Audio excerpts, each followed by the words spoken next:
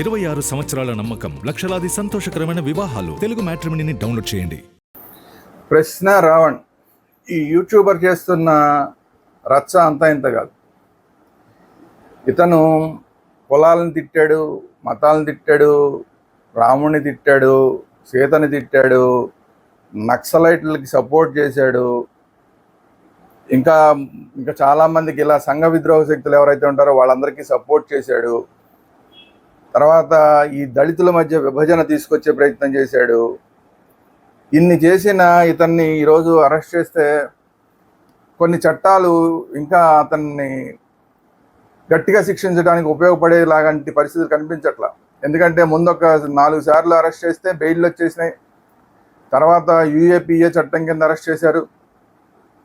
UAPA చట్టం కింద arrest చేస్తే ఇప్పుడు కొంతమంది పోలీస్ ఆఫీసర్లు ఏం చెప్తున్నారు, రిటైర్డ్ పోలీస్ ఆఫీసర్లు, యూఏపీఏ చట్టం అతనికి వర్తించకపోవచ్చు, అతను విడుదలైపోవచ్చు అని చెప్తున్నారు.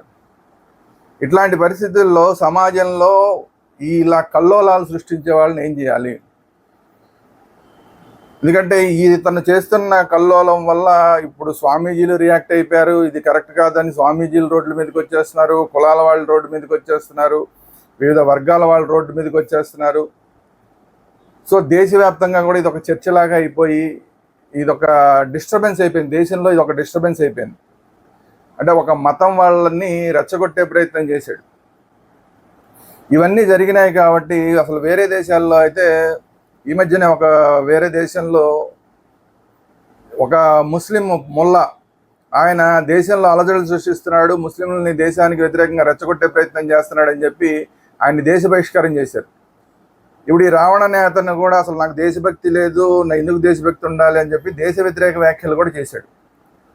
సో ఇలా దేశ వ్యతిరేక వ్యాఖ్యలు చేసి కులాల మధ్య చిచ్చు పెట్టే ప్రయత్నం చేసి మతాల మధ్య విద్వేషాలు తీసుకొచ్చే ప్రయత్నం చేసి ప్రభుత్వాన్ని పడగొట్టే ప్రయత్నం చేసి, ఎందుకంటే ఉప ముఖ్యమంత్రిని తిట్టేశాడు, ఇంకా మిగతా వాళ్ళందరినీ కూడా ప్రభుత్వంలో పెద్దవాళ్ళందరినీ కూడా తిట్టేశాడు, ముఖ్యమంత్రి గారిని కూడా అనాగరాని మాట్లాడినాడు.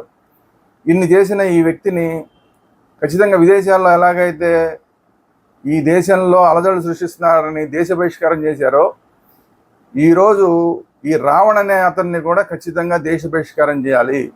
ఇతను కనుక ఈ దేశంలో ఉంటే రేపు మళ్ళీ బెయిల్ మీద వచ్చి మళ్ళీ ఇలాంటి అలజడులు సృష్టిస్తాడు. ఈ రాష్ట్ర ప్రభుత్వాన్ని కూలదోసే కుట్రలో ఒక భాగం అవుతాడు. మతాల మధ్య చిచ్చులు పెడతాడు, కులాల మధ్య చిచ్చులు పెడతాడు, రిజర్వేషన్ జిహాద్ కంటిన్యూ చేస్తాడు. ఇన్ని డేంజర్లు అతని వల్ల ఉన్నాయి. పైగానేమో ఇప్పుడు అతని ఫోన్ పోలీసులు తీసుకున్న తర్వాత అనేక మంది సంఘ విద్రోహ శక్తులతో అతను మాట్లాడిన మాటలు లేదంటే ఇతరత్రవన్నీ కూడా బయటకు వస్తాయి. అతను డ్రగ్స్ వాడేవాడనే మాటలు బయటకు వస్తున్నాయి. అలాగే అశ్లీలమైన వీడియోలు అతనివన్నీ బయటకు వస్తున్నాయి. సో ఇలా ఏ రకంగా చూసినా కూడా అతను ఏ మాత్రం ఒక మనిషిగా ఉండదగ్గ వ్యక్తి కాదు, సంఘజీవిగా ఉండదగ్గ వ్యక్తి కాదు. కాబట్టి ఇలాంటి వాళ్ళని దేశం మీద నాకు భక్తి లేదు ఎందుకు ఉండాలి అని మాట్లాడే దేశద్రోహుల్ని ఈ దేశాన్ని నుంచి బహిష్కరించడం ఒకటే మార్గం. అందుకనే నేను ఈరోజు డిమాండ్ చేస్తున్నా, రాష్ట్ర ప్రభుత్వాన్ని డిమాండ్ చేస్తున్నాను, కేంద్ర ప్రభుత్వాన్ని డిమాండ్ చేస్తున్నాను, ఈ రావణ్ అనే వ్యక్తిని వెంటనే దేశ బహిష్కారం చేయండి. లేదంటే కనుక ఈ దేశం చాలా అల్లోకల్లోలం అయిపోతుంది, అట్టుడికిపోతుంది, కుల మత విద్వేషాలతో అట్టుడికిపోతుంది. కాబట్టి ఇమ్మీడియట్గా రావణ్ అనే అతన్ని జోసెఫ్, అతని పేరు ఒరిజినల్ పేరు జోసెఫ్ అంటున్నారు, బచ్చలకూర జోసెఫ్ ఏదో ఉంది. సో ఈ బచ్చలకూర జోసెఫ్ అలియాస్ రావణ్ని వెంటనే దేశ బహిష్కారం చేయాలని చెప్పి నేను కేంద్ర రాష్ట్ర ప్రభుత్వాన్ని డిమాండ్ చేస్తున్నాను. జై ఆంధ్ర, జై జై ఆంధ్ర.